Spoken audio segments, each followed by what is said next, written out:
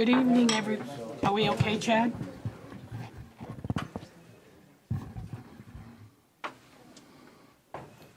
Good evening, everybody.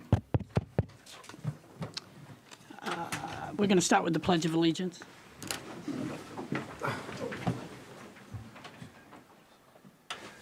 Pledge allegiance to the flag of the United States of America and to the republic for which it stands, one nation, under God, indivisible, with liberty and justice for all.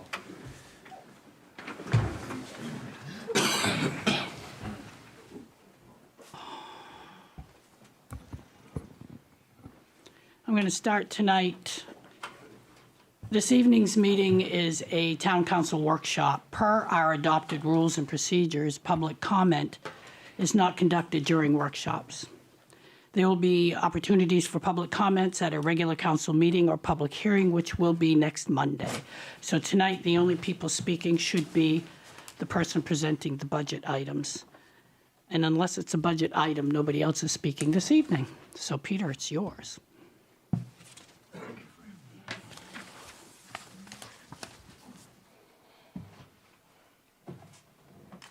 Pair of sunglasses back here that belong to somebody. Thank you. So, Doris, I'm going to give you a shout out tonight. You don't know this, but I am. And I'm going to talk a little bit about some things that happened this week. So, first of all, I want to thank you for reaching out and visiting the elementary school. Staff appreciated your visit. And although you were there for a short period of time, I think you experienced or heard about firsthand what happens when we have a dysregulated student in the building or runs out of the building, and the number of staff that it takes to try to regulate that child so they don't make poor choices regarding their safety and the safety of others. So appreciate that you're seeing that firsthand. The other shout out that I want to give you is I want to thank you for reaching out to me with an email, because you made me think about something that I haven't been thinking about in that way, and I'll explain why. You asked me to say the following question. You said, are all the estimated revenues included in the budget presentation to help offset the additional local ask? And I replied, the answer is yes, they are. And then I came back and I said, we've applied all of our revenues that we expect to receive from state subsidies, school revenues, and our undesignated fund in support of our budget. State subsidies, school revenues, undesignated fund.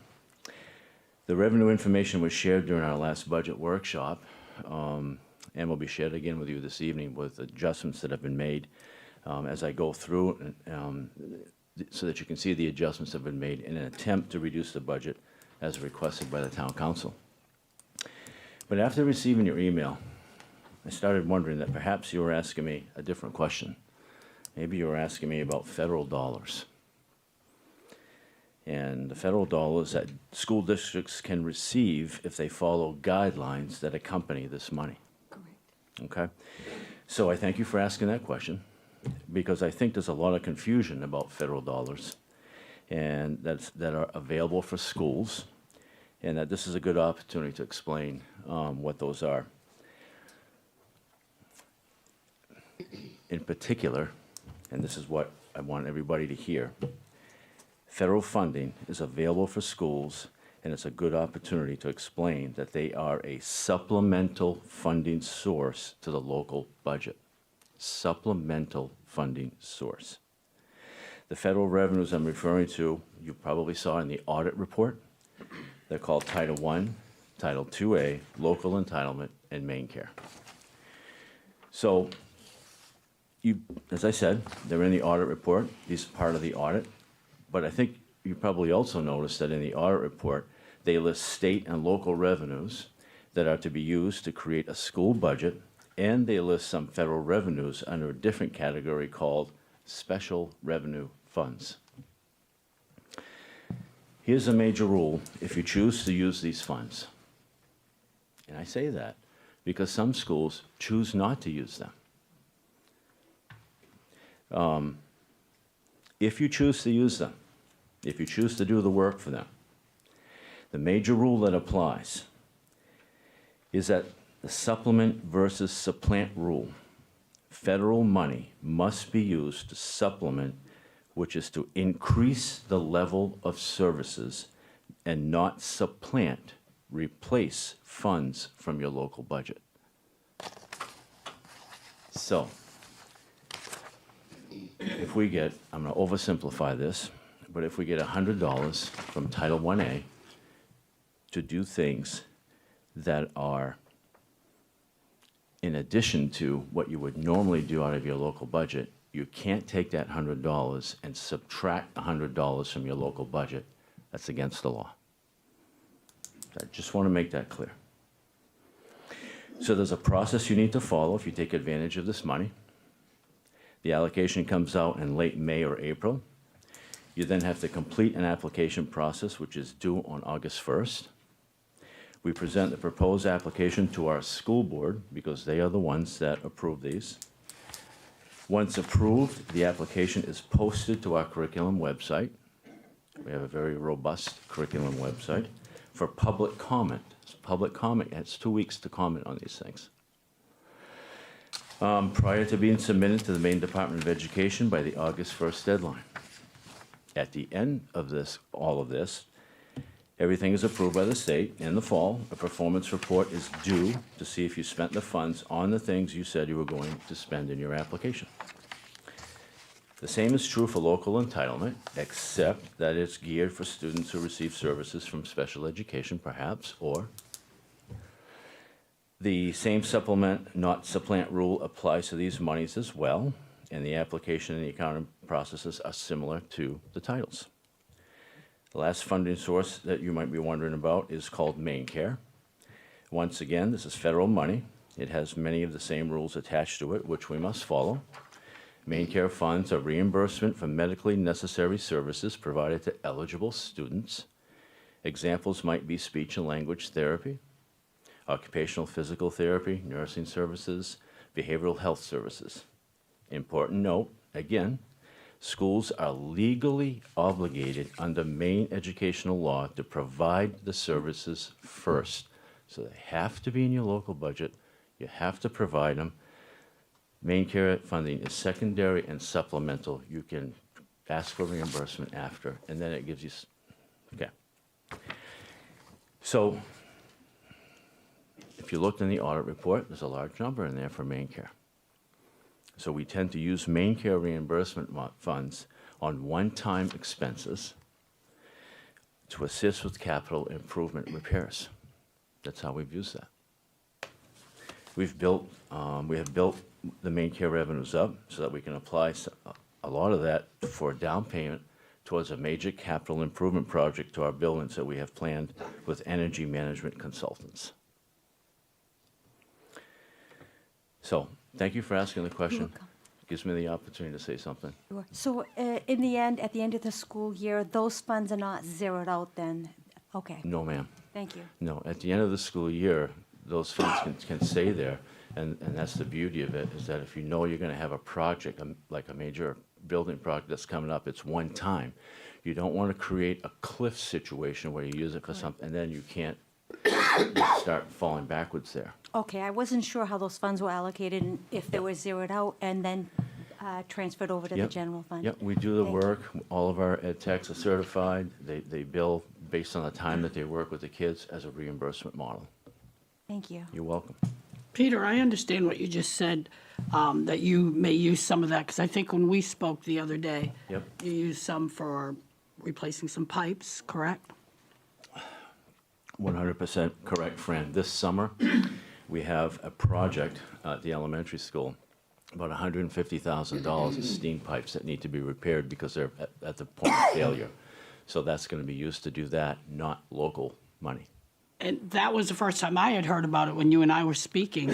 I think that's information that would be helpful if it was presented in the budget somewhere to explain to people where the money came from, where it went, because it's a surplus, and you can use it for whatever you said.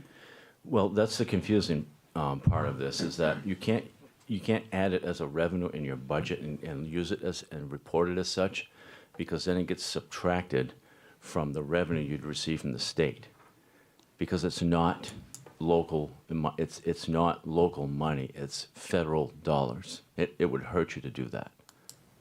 But you're using it to replace pipes in the town-owned school, so I don't understand.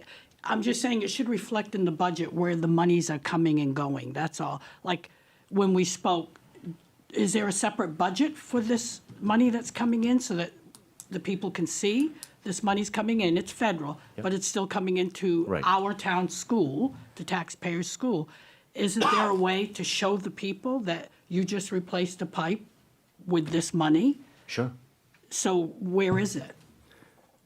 Where is it? Where is that budget or that information for Yeah, people? well, that budget is in the ADS accounting software system, just like the rest of the information. It's not in the budget you presented No, us. it's not. It can't be in that budget because you can't use it as revenues because it would hurt you. But you can still show it in a budget. You can explain to the people in a budget. You can still show it. You could show it in a budget, sure. Just like we show the title funds in a budget during a school board meeting, and when we talk about main care money, it's talked about there, because the school board has the authority to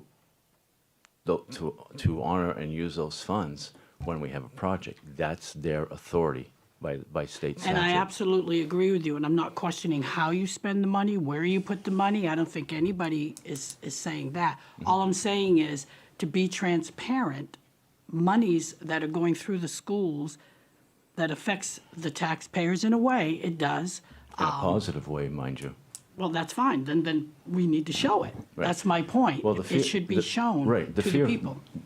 So I hear what you're saying, Fran, but the fear behind that always is, and I'm glad Doris asked the question, the fear behind it is, well, you've got all this extra money, why aren't you using that to support your schools? Well, we are in a way, but not as part of the local budget, because that's not right. It's got to be in addition to, not as part of it. No, I get what you're saying. That's where it gets confusing for Right. people. And I don't think it's confusing. I just think it's not transparent for people to see, trust them to understand, If you- that's all. Yeah. But if you go on our curriculum website at a school, you will see a whole section on Title I funds, how it's used, the purpose. You'll see the budget, you'll see the application, you'll see the you'll see it all. It's all, we're very transparent. It's there. But it's done through the school committee because that's their authority. Purview. Their That's their authority, purview. yeah. Yep, thank you. You're welcome. So, I won't get into everything that we talked about before with the budget. I just want to come back to just a quick summary of where we were on April 26th and where we are right now, and then I'd like to share with you what's been done since then. So we had our first budget meeting with you on the 26th. We presented the budget that had been vetted prior to coming to the council, and it represented an increase of 1.12% to the local tax appropriation, or $112,512.86. After our presentation, the council asked us to do some additional reductions. The council asked for an additional $750,000 and an additional $150,000 from the fund balance. I totally understand that the council is concerned about rising costs. I'm concerned about them too. We run a pretty large business. We have rising costs. We can't run this business without having rising costs. So I'm concerned too.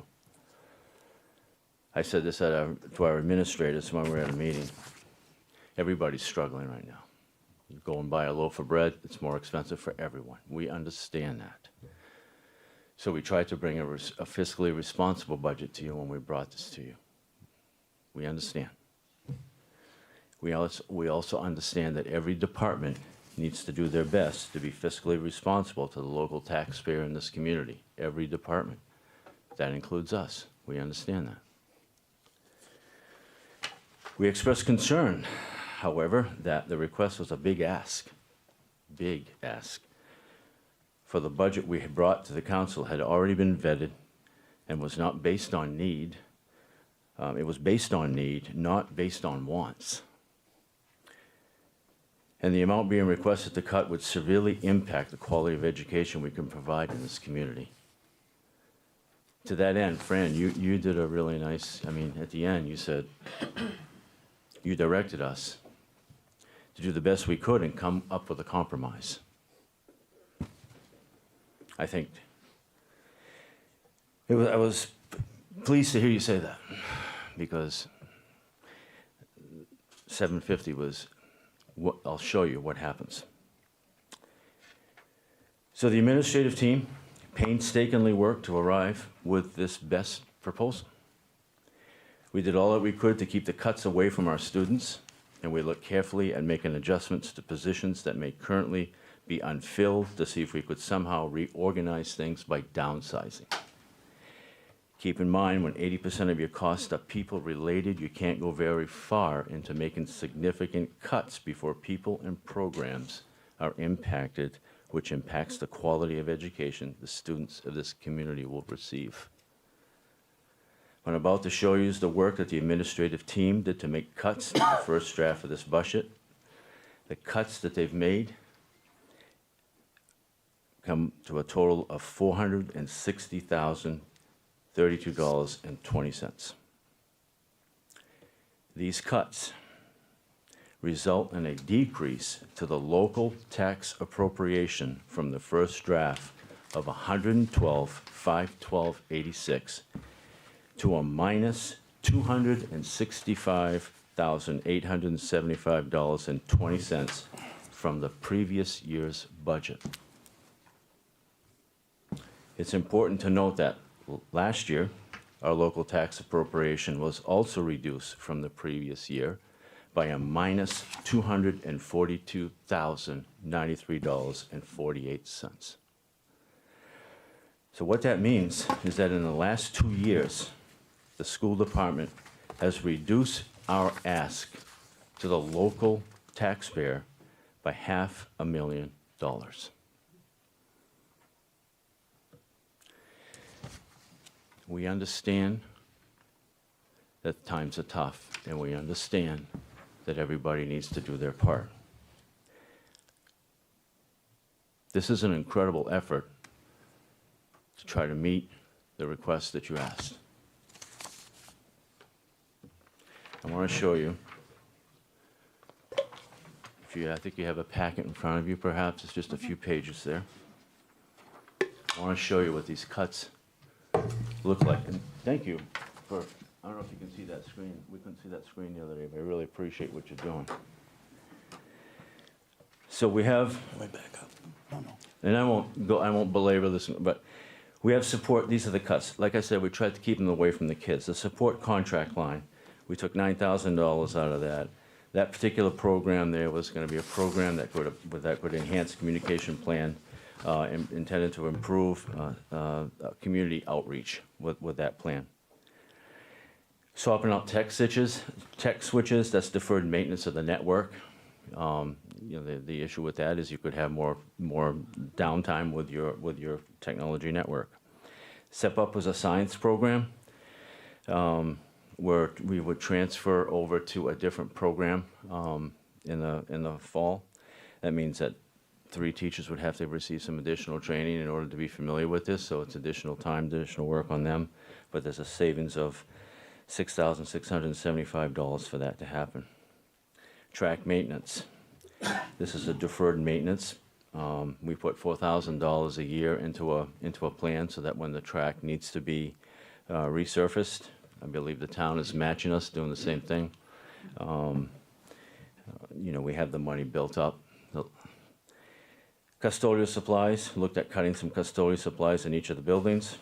It says $2,500 per building, but actually it was $1,250 in 2 buildings, so it was split up a little bit. The next one, he starts to get into people, because he can only go so deep with stuff, because the other things there are things for kids.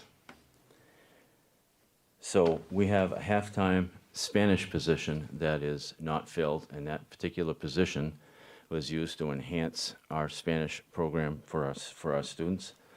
We wanted to bring the Spanish program down to 6th grade and start it there. By not having this position, we can't do the things that we need to do. We currently have somebody who's filling in, and that individual has to apply for certification every year in order for that to happen, so that we're approved. But Without the half-time position, we're unable to expand it further. But again, this is one of those positions where we hadn't filled it, we haven't had a person. We're doing the best we can with the situation we currently have. The next one is an alternative ed cut. We have 5 students who are in the alternative ed program. Those students receive, obviously, additional support. Excuse me just a second. They receive additional support. They are kids in high school.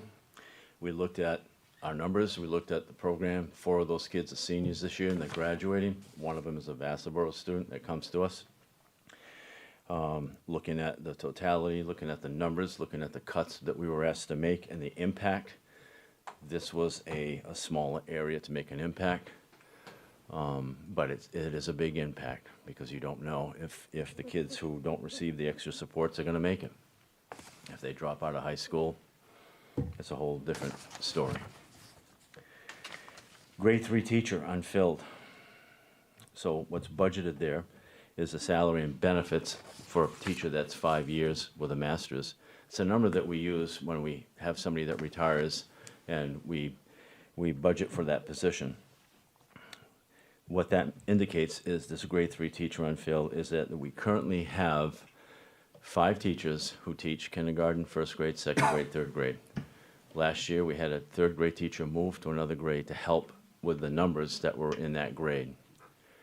That teacher that moved last year has asked to transfer to a position in grade 1 where there's a teacher that's retiring.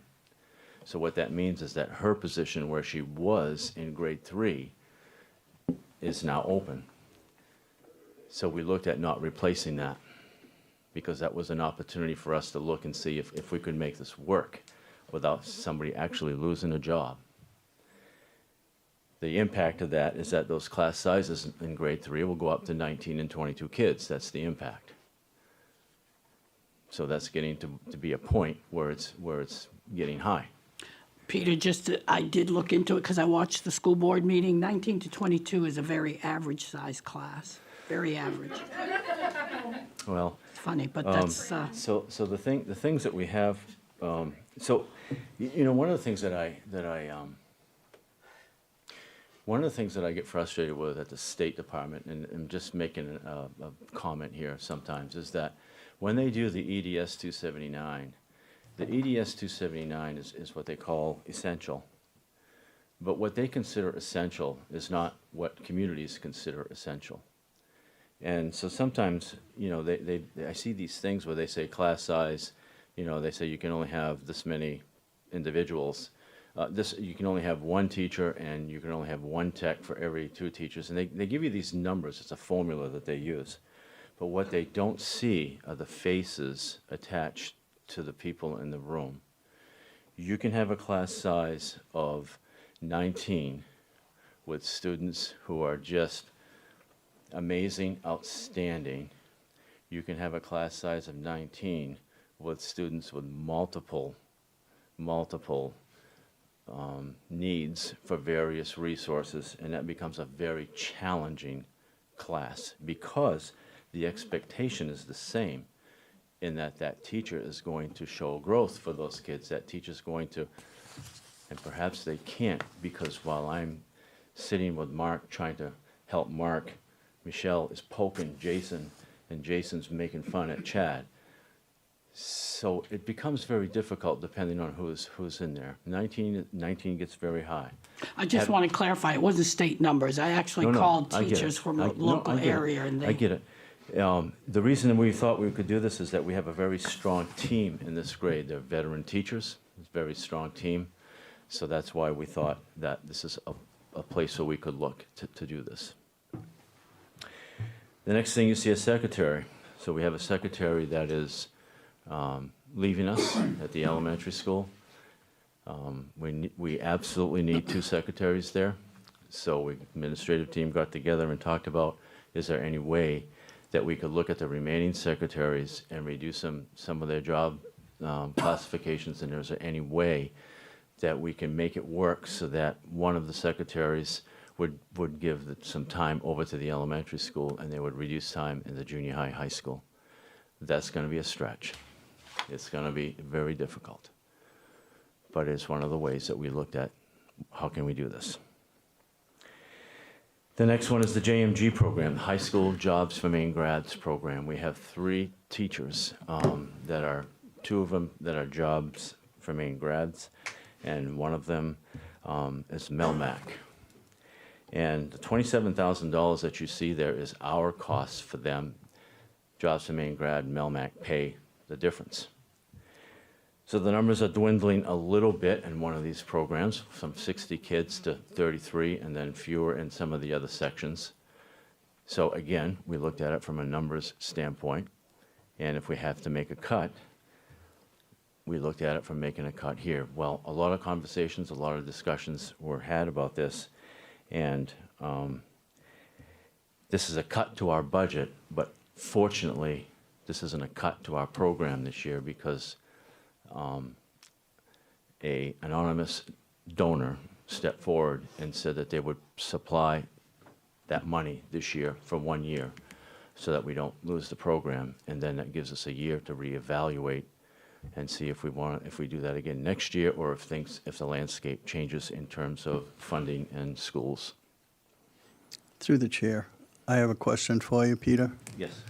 Is that JMG, is that in all the schools, or is that just the high school? Begins in grade 6. Grade 6. And works its way up to the high school. Okay. And I understand as far as 19 to 22 kids in a classroom, and I know today it's much harder than it was back in my time because actually your hands are tied, and I understand this, the teachers' hands are tied because as far as discipline, it's running rapid, and you can't do anything because of what state regulations say. But when you don't have any discipline, you can't apply the discipline that's needed. It's very hard to teach these kids. And I see the difficulties that you teachers are going through. And I don't know how else you can get through that unless changing legislation so there is discipline. If it's a kid that's always, disrupting the class, after so many times, he should be moved into an area, either that or sent home. I know it was that way back in the schools when we were in. And I know it makes it very hard for you people, and I understand that. So, yeah, I know you're fighting both ways. Yeah, we are, Mike, and I appreciate your acknowledging that. There are a lot of things that happen at the legislative level that do tie our hands. I understand. And we have to work harder, and they're unfunded mandates, so it costs more. Yeah. So you're right. You're right about all of those things. Our teachers do an outstanding job with discipline, though. We spend a tremendous amount of time with different programs for our teachers in order to become good at their craft, and they are. The problem is that we have a lot of students who are dysregulated, more dysregulated for a number of reasons. So it makes it very difficult. I get it. You will be happy to know, by the way, and I thought you might like to hear this. This is kind of off record a little bit, but you had mentioned something to me a few years ago about dyes in food. You remember that conversation? Yes, the red dyes and yellow dyes. You'll be happy to know that there are no more dyes in the cafeteria. Oh, thank you. Red dyes. That's nice. Yeah, we've been working on it. I told you that this is Yes, one you of did those tell me. things, Thank you and for that. It's gone. So I just wanted you to hear that. The next one is the dean. As you know, this is a position that we asked for a few years ago at the elementary school. It's a hybrid administrative. It's a teacher contract, but there's a week at the end of the year and a week at the beginning of the year. This is a position that was there to assist with dysregulated kids because, as Doris almost saw, when you have a student, if you have 600 students in your building and you have one that's severely dysregulated or one or two that's severely dysregulated and they decide to leave the building and decide to not do what you're supposed to do, as you say, Mike, you can't grab them, you can't do whatever, right? So you have 2 adults, 3 adults doing a certain type of instruction with the kid, if you will. It's safety care training, and they train to get the student back safely into an area where they're going to be safe. But in the meantime, when that's happening, if you don't have the personnel and the people, all of the other kids don't have anybody to do this if somebody else gets into a situation. So we looked at it, and we looked at where does the dean spend the majority of his time currently. And it's in one of these, one of the classrooms that has a lot of kids who need a lot of support. And so, to his credit, he will go back into that classroom. So it puts the support back in the classroom. However, it reduces the support throughout the building, which is, it's going to be harder on the administrators that remain. Okay. If I may, through the chair. Peter, I just had a, going back a little bit, as far as the alternative ed, Yep. you said you're gonna eliminate it, but does that mean any kind of position cut? The alternative program, Lee, great question. The alternative program is provided to us by Waterville. We contract with them. And what happens with that is that they take the total cost of the program and they divide the cost by the number of students in it. So we pay a portion, we pay that cost for the students to be there. Okay, and then the next question I had with that was, you said there's currently 5 in that program this year? There was 5 this year, 4 of the 5 are graduating. Okay, and how about last year, and what basically the average of success? Every year we budget for 5. And I can turn to Chad, I think every year they do pretty well. We have 5 every year. Okay. All right. Thank you. You're welcome. So I bring your attention to this page, it's yellow, orange, this line page here. So we started saying, okay, so there was a number given to us, we made an effort to get to where we were. So then we started thinking, okay, so what if we had to go deeper, because now we're into people, now we're into a lot of people, and now we're into programming. So I'm not gonna spend a whole lot of time on this because it just doesn't make a whole lot of sense, but if you continue to reduce 1 teacher at the kindergarten level, at the elementary school level, or 2 teachers in each of those grades, your class sizes go up to 22, and that's just not good for young kids. We had a grade 7th science position that's unfilled at the moment, so we said, well, what if we don't fill that? What if somebody else transfers and covers that? Well, when you start doing that, the person who would be transferred is somebody who teaches electives. You'd lose unified arts electives for all those kids that go through there in grades 6 through 8. The remaining unified arts courses increase the class sizes of 26 to 28 students per class. It's just not acceptable. Jump to the high school. One of the things that we talked to you about at the last meeting was the number of students who are able to take AP courses, advanced placement courses, and classes that just help them earn college credit before they even leave school. So if you don't fill the math position right now that's unfilled, we can't offer daily algebra. We take away AP Stats, AP Calc, potential loss of dual enrollment courses, limited math opportunities for upperclassmen. Have a high school English teacher that's unfilled. If you don't fill that, you lose your AP opportunities again. You lose electives such as creative writing, drama, sports lit. Drive up career prep numbers to 25 plus. Potential for scheduling issues if not enough electives being offered. Potential to have not enough coverage for study halls. To the point where if you don't have enough coverage for study halls, do you shift an open campus for students? Then you get some real student concerns for safety. So none of those options were anything that anybody felt we should entertain because of the safety, because of the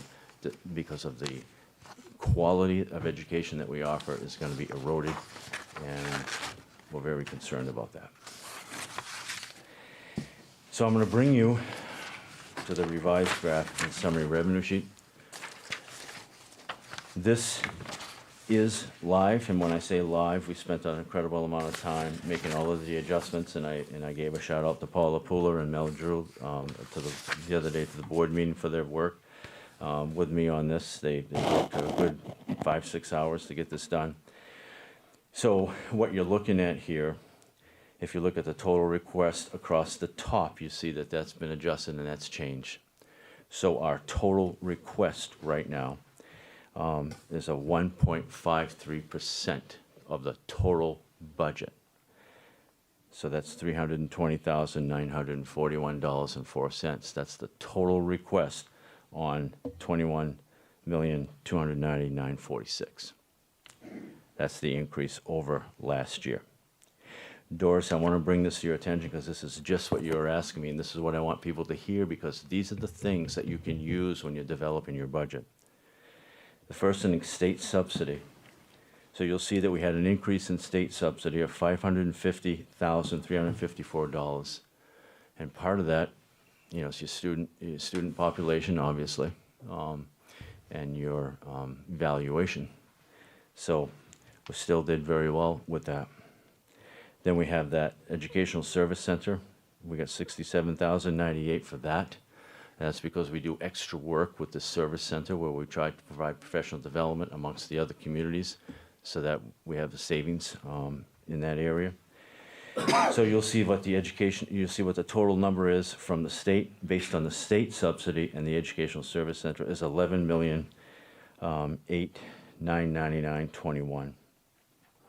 So then you get down to the school revenues. First line you see there is athletics. Those are gate receipts. We up the gate receipts a little bit. We've got good sporting teams, so we up the gate receipts, hoping that works for us. Rental facilities, there's not a whole lot of money there, but when times are tough, any money is good to be looking at, so it's $3,000. Shared occupational therapist with Vassarboro. We have a person who's an occupational therapist, provide services to Vassarboro because they have they have some flexibility in their schedule to do that. So we share them with them, and we get a revenue for her services. The next one that you see there is a shared courier. So we have a courier that still, certain pieces of mail, believe it or not, in this day and age, has got to be hand-delivered by hand, certain things. So we have a person that works for us as a courier, delivers the mail through all of the schools in Winslow, goes out to Vassarboro and Waterville. They pay us an amount of money for her services. It's run through the cost-sharing formula. The next one you see is shared maintenance director with Vassarboro. That's our maintenance director. He provides the maintenance services for Vassarboro. That's the amount of money that they give us for his services. State agency clients, these are students who are placed in our district by the state. You might have somebody who's doing foster care placement, and they may choose to place a student with us. This is, again, the money that you see there is if they have special needs or special things that they need to have in order to be successful, we get that reimbursement for them. The next one is a big one. It's that town tuition secondary. So we have students who choose to come to Winslow for high school because of the quality of program that we provide them. And so that's a really important piece to make sure you maintain, because if you don't provide quality programming, you're going to choose another high school to go to. So you'll see a number there. That's $750,000. So that represents about 54 students total. The vast majority of them come from Vassarboro.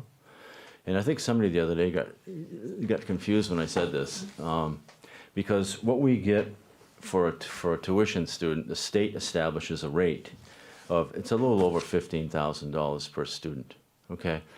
What I said the other day was that our average cost for when you look at what does it cost, the state average per pupil to educate a child, the state average is a little over 21.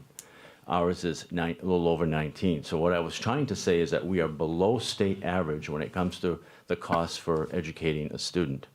And I think there was some misinformation going around saying, well, if the state average is 19, why are we allowing somebody to come to us for 15?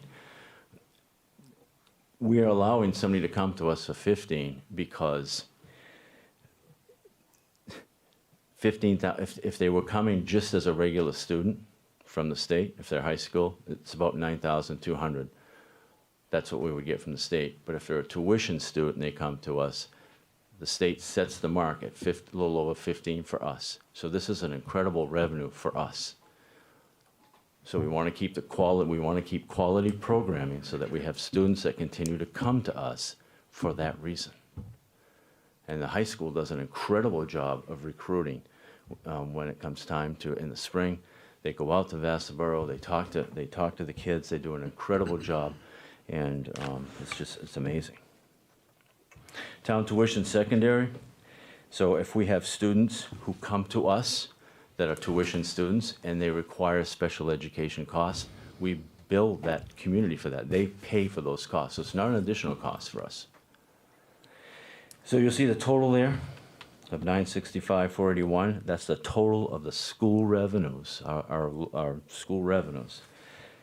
And then we had put $350,000 from our undesignated fund, again, to help support this budget.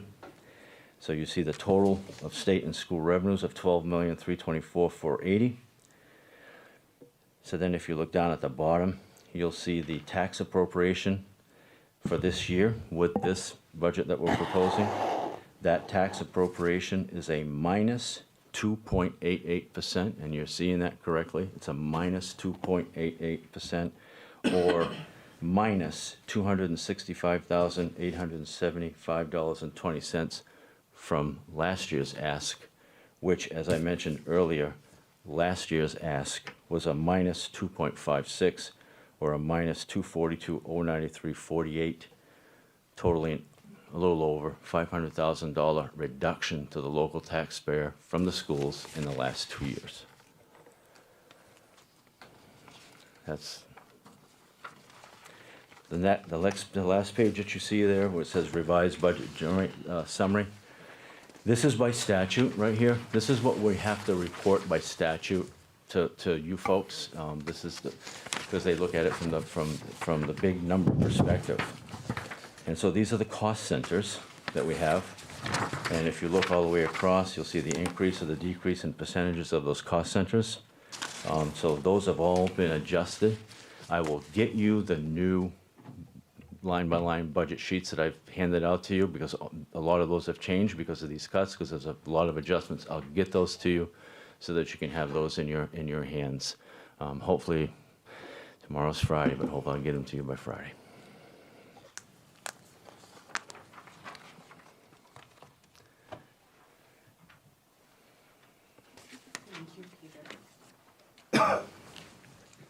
To the chair. I know it's been difficult, and I know we've made a huge ask of you guys, and I do really appreciate everything you guys have done. I know it's tough. I know we're not looking forward to some of these things. And to the person that donated, I'd really like to say thank you very much.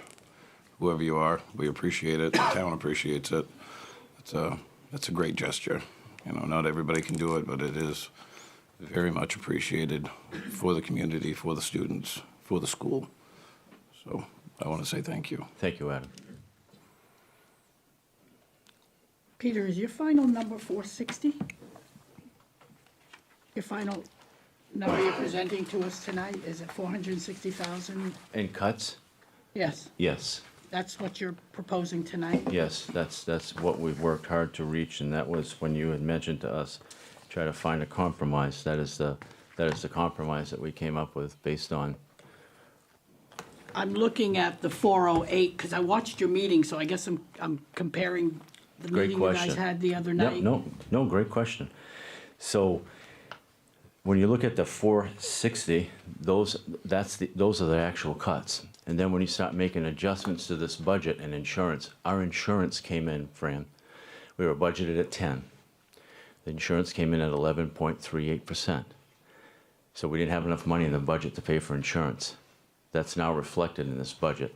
So it took some of that $460,000 cut that we made. But I thought you said the other night that for every percent over what you budgeted for, it would be 30,000. So that should leave I said you there's at- a roundhouse figure of that. It ended up being about 48. So that's one of the pieces. That why you don't see that full 460. The other piece to that is that when you look at individuals who are transferring, right now, this is the time of year when we're hiring people. So when you advertise for a position, You have to advertise it internally by contract first. If you have somebody who's qualified and they wish to transfer to that position prior to all of this is completed, what we do is, if they're the best candidate and the principal says they're the best candidate and they forward their name to me and I approve the transfer, we know what that person is going to cost us, so we budget for what that person is going to cost us. So there was a few changes to that where we're filling those positions. So that's why there's a difference. That will continue to change throughout. As I mentioned to you, we have, I think, 13, 14 positions left to hire. And they're budgeted at 5 years masters. And we're in hopes that we find those people. We call it over-under cost. Sometimes somebody has less than 5 years. Sometimes somebody's going to have more than 5 years. So in the end, we hope that it kind of averages out. But if it doesn't, we have to find the money in this budget someplace. And sometimes that means freezing the budget if you can't find it. So that is still another reduction. So this becomes very tight to provide the services you need based on our needs and our kids and our hires that we don't know who they're going to be yet. All right, so your final number was what? For the cut, For the total cuts that you're bringing to us tonight? the final number is 460. That's what we cut. But because of the insurance costs that got added back in and refigured in, because of a transfer of somebody into a position that was a little more expensive than the person that was there, that's reflected in this budget right now. Which the amount then is The amount is 408. to the local thousand. taxpayer a minus 408,000 is what you're presenting as the final cut, correct? 408,000 is what the reduction is on the top line. Okay. Yes. Yep. All right. Okay, I want to say something. Thank you so much, Peter, and all of you. Believe it or not, it's a very difficult job to sit up here and have to, as I've said before, think of everybody. And we have no gain, not one of us, by not approving a budget for the school. We personally don't gain a thing. We have to do what you have to do. So please, please respect that, and don't think we're trying to steal from the children or harm the children. That's not our intent.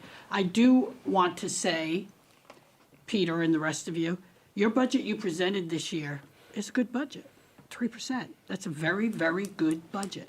And when I look at the budget you presented, and it only being 3%, that's a good budget. But what I'm looking at when I look at the budget is 3 years ago, it was 20 million. This year, it's going up to 21.6. Next year, it's going to probably go above 22 point something. What's happening here is what everybody already knows, and I've said it in an email to a gentleman sitting here tonight. What's going on is the school gets almost 60% of our pie. 60% of our pie. And if they keep cutting the pie and we keep giving the school more, we are going to lose municipal services. Because this town, this small, can't afford it. I want to explain, so when I looked at your budget, I'm not judging you on a bad budget. I'm thinking of where and when does the buck stop here? It has to be very, very tight for the people, with still providing the services. That's why we don't tell you where to put the money. We don't tell you where to cut your money. We don't. That is where you guys are all experts in what you do. I do want to explain something that I think maybe a lot of people may be listening. I know you all understand it, but a lot of people may not understand that the budget, the state gives the town of Winslow money. They gave us, what they do is they look at how many kids are in your school and pretty much your tax valuations on what this town can afford to give the school. And the state of Maine does it for all schools, but the state determined this year that they're going to give us, after they did all their special programs, everything, $11 million, a little over $11 million. That's what the state gave. And then the state also then says, the town, the people of this town, you have to chip in too. So then they told us, after everything they looked into, the people of this town should give $5,367,68. And that's what they do every year. So that's a total of $16 million the state and the people of Winslow are giving to the school because we have to. Peter is correct. He didn't ask for, but what's been happening every year is that 16% this year, when we were told we only had to pay $5,300,000, the budget then reflects they want $9 million. So the state's saying we only have to give the school, according to what they think, $5 million, but the school is asking the townspeople to give over $9 million. Last year, the same thing. The state said, people of Winslow, give the school $5 million towards your cost of the school. They asked for well over $9 million last year as well. And the year before, same thing. We were told $4,800,000, and we gave over $9 million because the school asked for that much over. I'm not saying you don't need it. What I'm saying is, Peter, you said that the cost to the people was $112,000. It's not really quite true. It's not a savings, that 112. It's you didn't ask for that amount. You didn't save us money. You just didn't ask for more than what you could have. So what I wanted to explain to taxpayers is there comes a time when, what if the state says you have to give $6 million and they want $14 million? When do you say stop? When do you say we can't keep doing that? And that's what the number is. The total amount over from last year, the only number everybody hears is 112. The actual amount is $699,329. It's almost $700,000 over last year's budget. And so that's the overage from last year. That's how the school budgets keep getting larger and larger every year, and then the cost falls on the taxpayers. So to save everybody, there comes a time where you have to say, tighten it up. Again, your budget was very good this year, but we're in the position where we have to say, we need to tighten it up. And there is no public comment, I apologize. No, I said there's no public comment. Unless you're presenting a line on the budget, we're not discussing. We're all finished. I would like that, try to expound on what you just said. So no, that's fine. There's no public comment beyond Peter. Steve, 55%. So anyway, my point is, it isn't that we don't believe that you don't have a good budget. It isn't that we think anybody's being nefarious. I think that there's a lot of non-transparency where people don't understand, which if it was explained a little better, they would. But the cuts and stuff that we've asked you to make is because we're doing it on behalf of the people that asked us to sit up here to do that, for the benefit of them. Fran, So I just wanted to say, I do If I appreciate. may, through the no, I chair. appreciate that, and I guess I would like to. You're right. There's a lot of misunderstanding. You're right. You're right. But that's why you have people who are sitting here in this room who are working for your school districts, because they do understand. And I just want to take a moment to explain something. So you hear a lot about this 55% funding for education. So somebody have a calculator right there? And just quick math here. Nobody? Anybody? Phone with a calculator? Thank you, Fran. So the state has a pot of money for schools. That pot of money is about $2.7 billion. So the state takes 55% out of that $2.7 billion.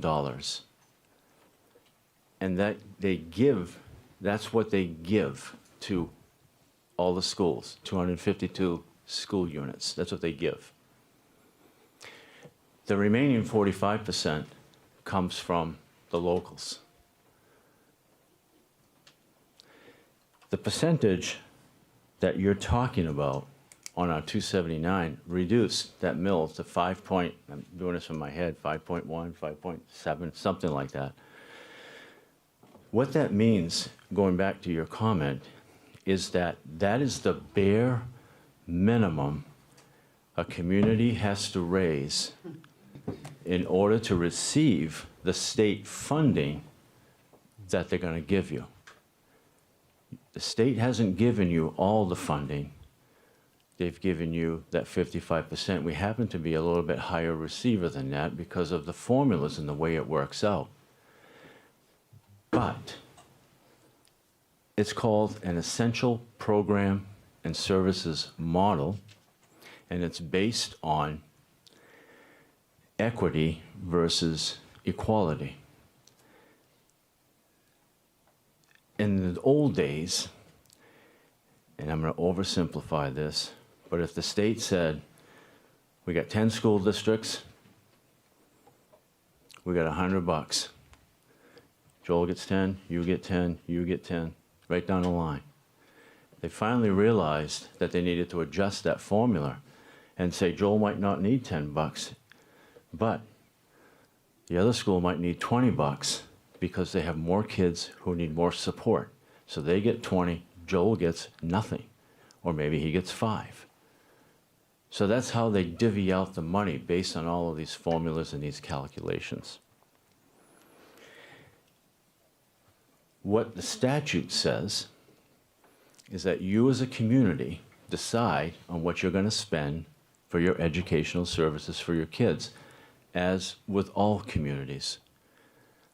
Most of the communities in the state of Maine, especially this size, are in the 55, 58, 60% range.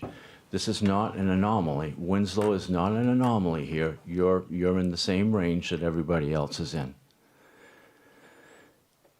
So when the state divvies out this money for us, it's for essential services, and I'm going to use an example that everybody's going to be on fire with and understand. We have athletic teams. Winslow loves their sports. They love their athletics.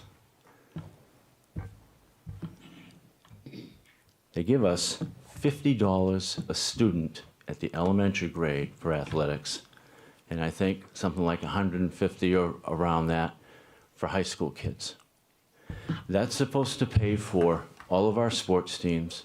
It's supposed to pay for music. It's supposed to pay for drama, all the extracurriculars. That's what it's supposed to pay for. That's what the state says they consider essential. Remember what I told you before, where they don't see the faces in the classroom and their needs when they assign a number.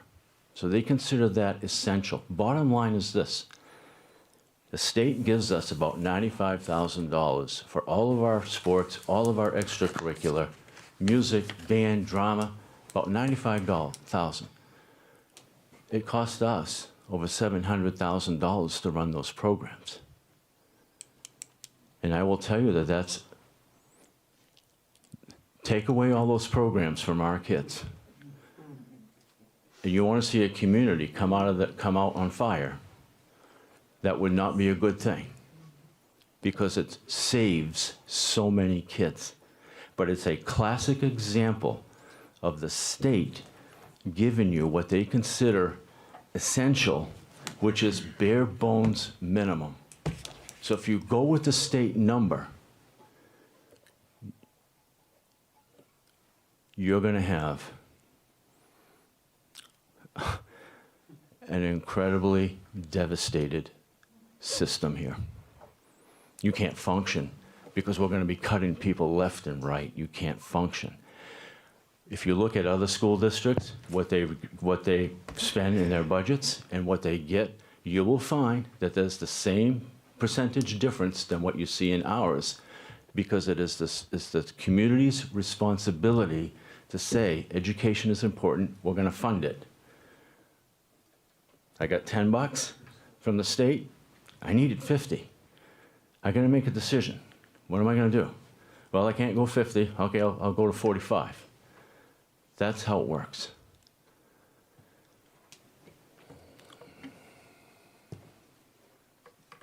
Right? If I might, through the chair. Sure. First of all, thank you very much for the revised budget. I think we could go on for a long time. I'd like to make a motion at this point in time to accept the cuts, although I don't agree with them. I think they're very drastic. I think it will hurt the school system, but in an effort to get through this, I make a motion that we accept the cuts for the proposal of $460.32, $32.22. Remember, the vote for this budget is on Monday. There's no vote tonight. Okay. He presented the number that we asked him to come back with. We all have that. If you always want to throw out different numbers, if you're not happy with it, that's fine. Or the vote is Monday. So at this point in time, I think that this number, although I don't agree with it, I think it's too harsh. I think this is a number that would be something that could pass this particular council, I hope, and also pass the June referendum. So I'm in, although I don't like it, I'm not in favor of it. I will accept the $460.32. That's just my opinion. If I may, through the chair. Sure. Thank you, Peter, and the rest of the administrators of crunching some numbers and getting back to us I'd say as quickly as you did, because those were some really large numbers and a lot of stuff to go through. So I thank all of you. Also, I'd like to add that going through some of the cuts, I really feel that some of them really shouldn't be cut, especially the alternative education. I mean, that's a pretty important program and seems like it's pretty successful, according to the principal. Like I said, I appreciate the cuts, but I just really feel that some of them really need to be reconsidered and put back in there. And I appreciate the cuts you did. I mean, I know someone on the council had stated before that we had 30 people with outstanding tax bills and that it was a concern about all this extra spending. But I do know for sure that 29 out of those 30 property owners are now current, excluding one that's just an empty piece of land. So I do know that people are paying their taxes. Another thing is I really feel that, like I said, some of those programs or cuts that you're presenting, I feel is not acceptable. It could really hurt the community as well as the draw for potential families coming into this town. And I really think that we should, like I said, put some of these back into the school budget, and then whatever's outstanding, I feel we ought to take additional money out of our fund balance and put it towards the municipal side to allow the school to keep some of the services that they're proposing to cut. Through the chair. Thank you, Peter, for everything that you've done.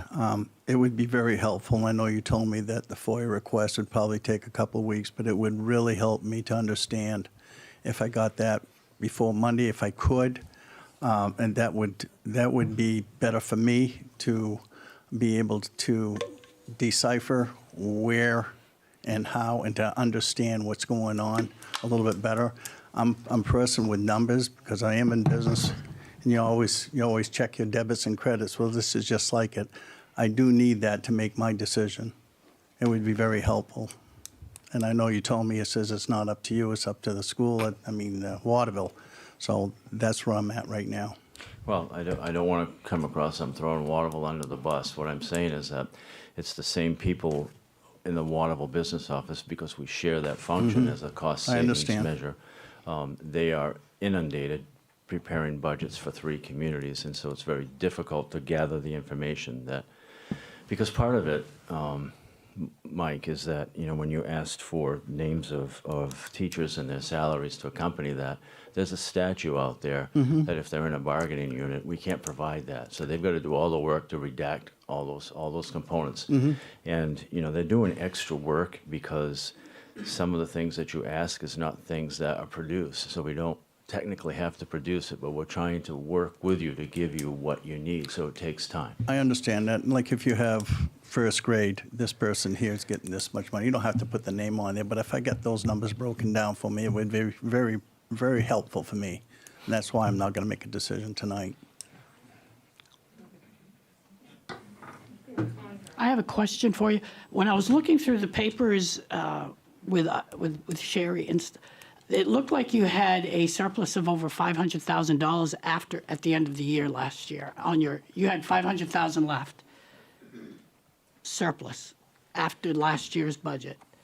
So I'm trying to figure out if in the year before, and it goes back because I went back like 6 years. There's always a surplus well over $200,000 to $300,000 to $400,000 to $500,000 every year from your budget.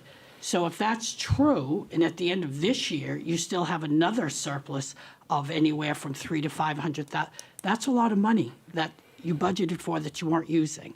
So I'm not saying cut a teacher. I'm not saying cut. I would never say cut programs. I wouldn't hate to have to cut teachers. But you have a lot of surplus every year from your budgets that isn't, and I don't even know where that money went. I looked everywhere and I can't find where that surplus of money went. You probably put it in your gen fund. And the other part of that is the gen fund, you yourself told me when I sent you an email, that you put $350 on your budget last year, but you didn't apply it because it's not in your budget showing that you actually used it. So that money stayed in your gen fund. This year you're applying the $360 again. So I don't know. We don't know because, again, I went back 3 to 5 years and everything you've put down from your gen fund, you haven't actually applied to the budget. You said you were gonna, but you didn't. So that money's in there somewhere, or you're using it somewhere else, I would imagine. There are variables to a budget, huge variables. And what you're talking about is the fund balance right now, right? Yes. That's what you're talking about. And there's unassigned amounts to that fund balance, and there are assigned amounts to that fund balance. So what you're referring to, I believe, Fran, is, and I'm going to give you an example of something. We've had fluctuations. Well, let me start with this. In a perfect environment, you say, okay, this is how much revenues that we're getting from the state. This is how much revenues we're getting from the schools, like I showed you, Doris, that list. And here's what we're asking the town to support the budget requests that we need. And we're going to use $300,000 from our fund balance to help with this. Okay.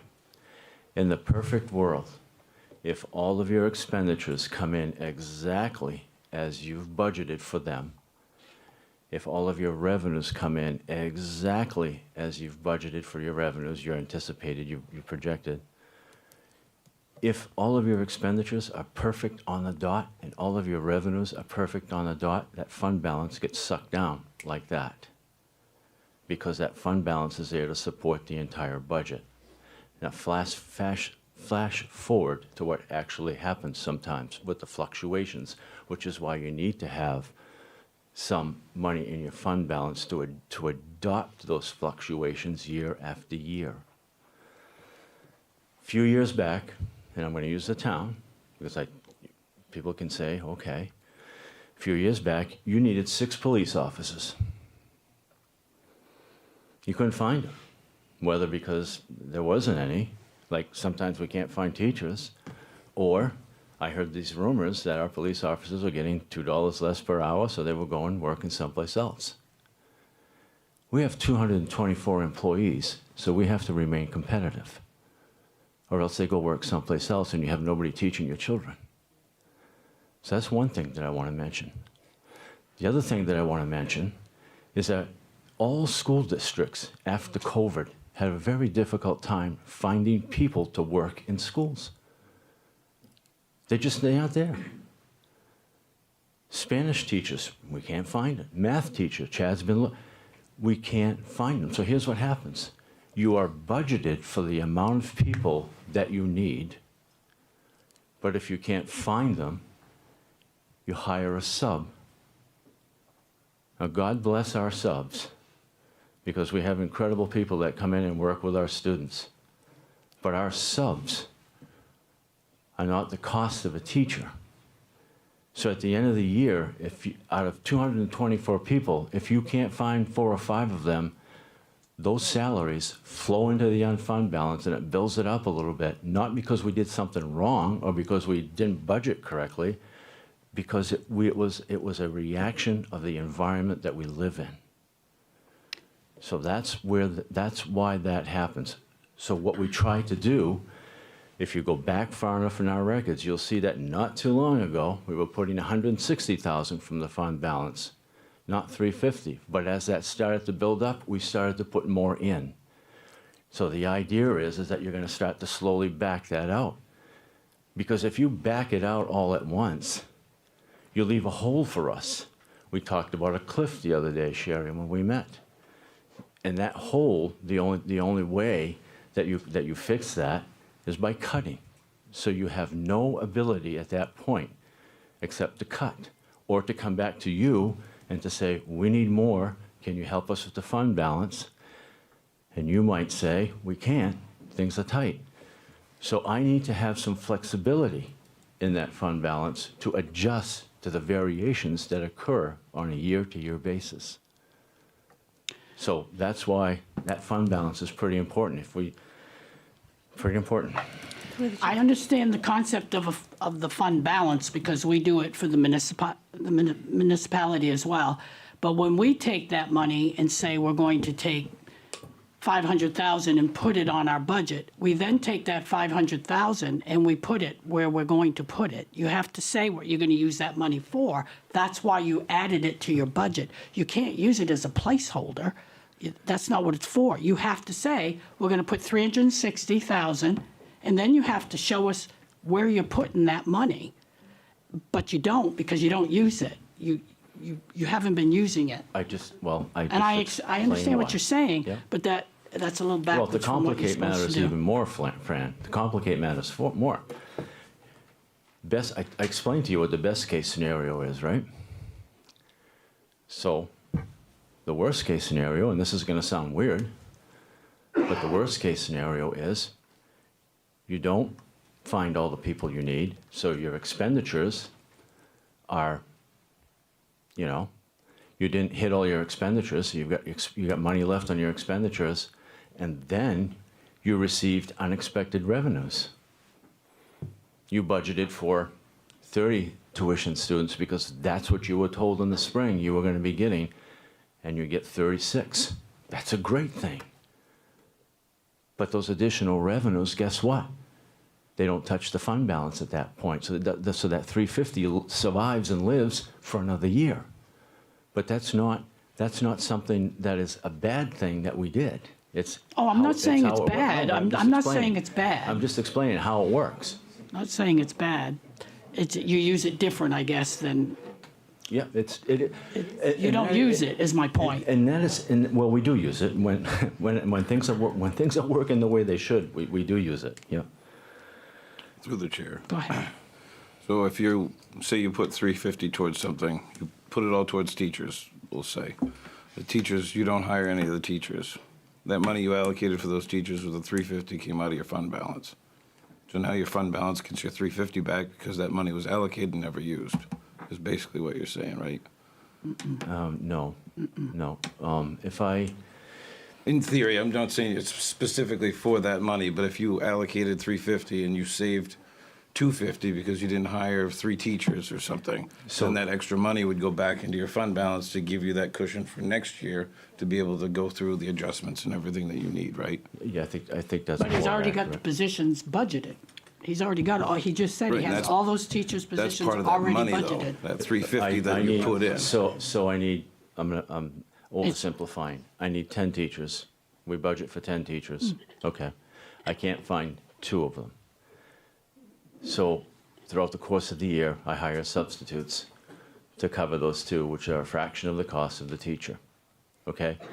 So I have a budget for 10 teachers. I have a budget for other things, supplies, materials, whatever. I have $100 in my fund balance to help, okay? And I'm expecting certain revenues. Like I said before, if everything works out perfectly, I got 10 teachers. We purchase everything that we said we were going to purchase. There's no glitches. There's no nothing. All of our revenues come in just right. We're perfect. That $100 gets used and out of the fund balance. If I'm missing 2 teachers, now there's an increase, right? If I get more revenues that year from an unexpected source, right? So that fund balance doesn't get touched. But the following year, Or less of it gets touched, or because it less might of be it gets used in touched. other areas. Correct. But you live to have another year to Right. have that cushion. Yeah, instead of losing all of it, you're regaining some of it to put back to use again next year. And it's important for you to know, you're asking a great question. It's important for you to know that we can't keep more than 5% in there. Right? We can't keep more than 5% in there. And ours right now is less than 5%. It is What is your 5% total right now? What is your 5%? on the fund balance that we have, if you include that, if you include the 350 that we've put in for this budget, I think we're a little over 750 in the fund balance right now, I believe. But what's your 5% that you're supposed to have in there? It's over $1 million. Of 21 million, it'd be over $1 million. That would be your max. Yeah, Okay. yeah. Through the chair. I'd like to say, whether it's the school, the police, or the fire department, these are not competing priorities. These are all important essentials. And what I personally am trying to do is I'm trying to get to a number within the mill rate that's sustainable for all the residents. I understand what you do is so important, and what I witnessed firsthand, is a snippet of what you go through every single day. So I value what you do every single day, day in and day out. And I know you've worked very hard on this budget, and I appreciate that. With that said, personally, I'm getting it from both ends, like I told to Mr. Hersham. I'm getting it from the school and people affiliated with the school, and I'm getting it from residents.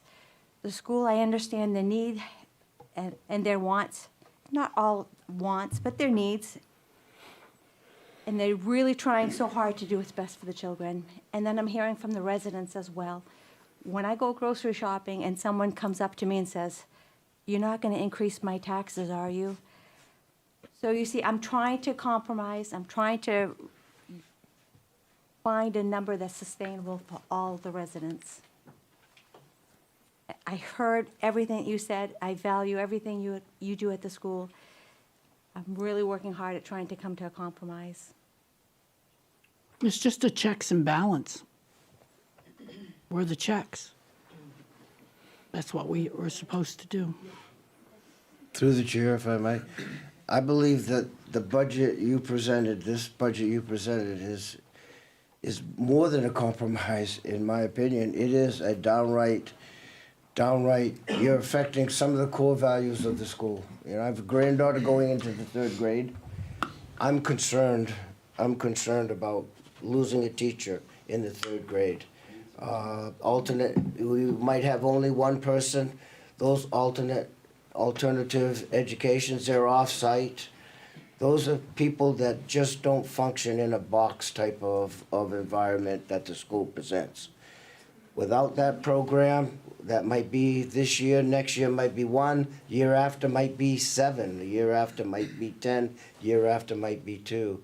That's just something that ensures, at least gives a better chance for that person to graduate with a high school education, because without a high school education, that person is doomed, in my opinion, for failure.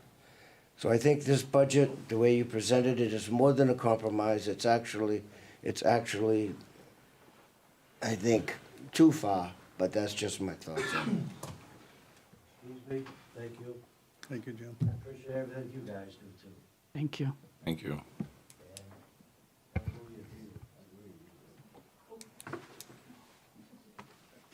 Through the chair. Mark? I think an important thing too, obviously, that people discuss is obviously the mill rate. Sherry, do you have the mill rate based on their offered cuts, what it would be at for the town? 15.13. We're currently at 14.85. As Doris said, that's my focus too for this, getting the budget, looking at it, trying to get all the right answers and trying to please the school and the people. Mine is the mill rate as well. And I would have to struggle to go above, to raise taxes this year. I can't. In good conscience. I get the same thing Doris says. I think we all do. Anywhere we go in public, there's somebody, my taxes are going to go up, aren't they? Are my taxes going up? Please tell me my taxes. We hear it all the time. And we can't ignore them. And we're not, are we going to take from them or take from the school? It's a tough spot. It's really a tough spot to be in. Gosh, if I had all the money in the world and I didn't care about why I ran and my constituents, I'd give you all the money you want. Because I respect the school and everything you do. I worked in education for years. I understand you. I have family members that are teachers. I have family that have special needs. I totally understand where the school's coming from. Please just consider a little bit where we have to come from too. Through the chair. Yes. To try to meet in the middle, would the council entertain the municipal side of it adding more from the general fund? We're not discussing that here tonight because actually that's a council discussion. This is a negotiation between the school and the council, and I apologize, Mark. No, that's okay. Throwing it out there for thought. Yep. Through the chair, I do get out into the public a lot. And one of the things I'm hearing from taxpayers, and there's some on both sides, what I'm hearing from taxpayers, if you're going to balance this municipal budget, don't do it on the backs of the school system. Do it overall fairly within the whole budget of the town of Winslow. Is that they value our school system. They value it because they've been through, a lot of them have been through it. They value that. They've seen the effects of a good school system. And that's what I'm hearing from taxpayers is don't mess around with it. Don't damage the school budget or the school or the programs within the school because they're vital. Vital for a town, vital for citizens that want to come into this town and live in this town is an attraction. And the school system is critical for attraction of people within this town. As are taxes. That's the first thing I looked at when I bought my home here in Winslow. But neither here nor there. Does anybody else have anything they'd like to add tonight? Through the chair. Thank you, Peter. I really appreciate everything. You know, for me, I do struggle with the loss of a teacher in the third grade. I'm really having a challenging time kind of metabolizing that and thinking about the impacts that it's going to have on some of the kiddos that are coming up from second grade. For me, overall, what I really wanted was some of what happened here tonight, which is us being able to have a conversation and ask each other questions and try to gain an understanding. And that's not a bad thing, right? It shouldn't be an insulting thing. And I never wanted to be insulting to you or anyone else out there by having that curiosity. And I just want to make that super duper clear. I think that something I've learned through this process is, and Mark and I have talked about it, and I think a lot of us have talked about it, this has shown me that we have to work a lot more closely on these things more frequently throughout the year. Now, that doesn't mean I don't trust our school board, what you're qualified for, the expertise that you bring. Please don't think that me having questions and curiosity and wanting to understand how things work, so when I get an email from a taxpayer, I can explain the things that they need to understand. And so this budget, we're going to figure it out. I'm very hopeful for what we can accomplish together in the coming budget cycle and how we can approach that a lot differently. So when I go give blood at a blood drive and I say I'm on the Winslow Town Council, someone doesn't say, oh gosh, I've heard about Winslow, right? And y'all like to fight. So I want to change that, and I want to flip that script, and I want to work together to do that. And so please know that any questions I have are really rooted in that desire. So thank you for tonight. I appreciate the perspective. Thank you. Can I make a comment? One final comment? Of course you just, can. You know, I don't want anything more than for us to work together. And I honestly mean that. I'm not here to fight with anybody except for my kids. And I call them my kids because they are my kids. And I don't ever say my teachers because they're not my teachers, but I consider them my family. Second family. So I bring this to you because the administrative team, they get sick of me saying, okay guys, let's take this up 10,000 feet. They get sick of me saying that. Because I always look at things from 10,000 feet. What's the big picture? And what's going to be the effect of your decisions on the big picture in the years to come? Because if I were to ask each and every one of you, where do you see schools in 5 years in Winslow on this map that you're suggesting tonight? Where do you see the schools? I have a vision of what I would see, and it's not pretty. I would ask you the same question that I ask my administrators, to please look at this from 10,000 feet. And what I mean by that is this. How do you compare with other communities in your mill rate and the services that you provide? That's question number one. Question number two, out of the 252 school units in the state of Maine, find 10 who have reduced their local tax appropriation of over $500,000. 3, not passing a budget for us, not pushing the number out to give the people in this community the opportunity to vote. Remember what I said about the state statute. The community decides what they want to raise for education. I know you have a lot of people calling you, Doris. But I think there are a lot of people out there who aren't calling you yet who are very supportive of schools and the budget. Well, I'm very supportive of the school. No, I didn't say that you weren't. I'm just saying there's a lot of people that... I get it. There's another, if you look at it from a broader perspective. I get it.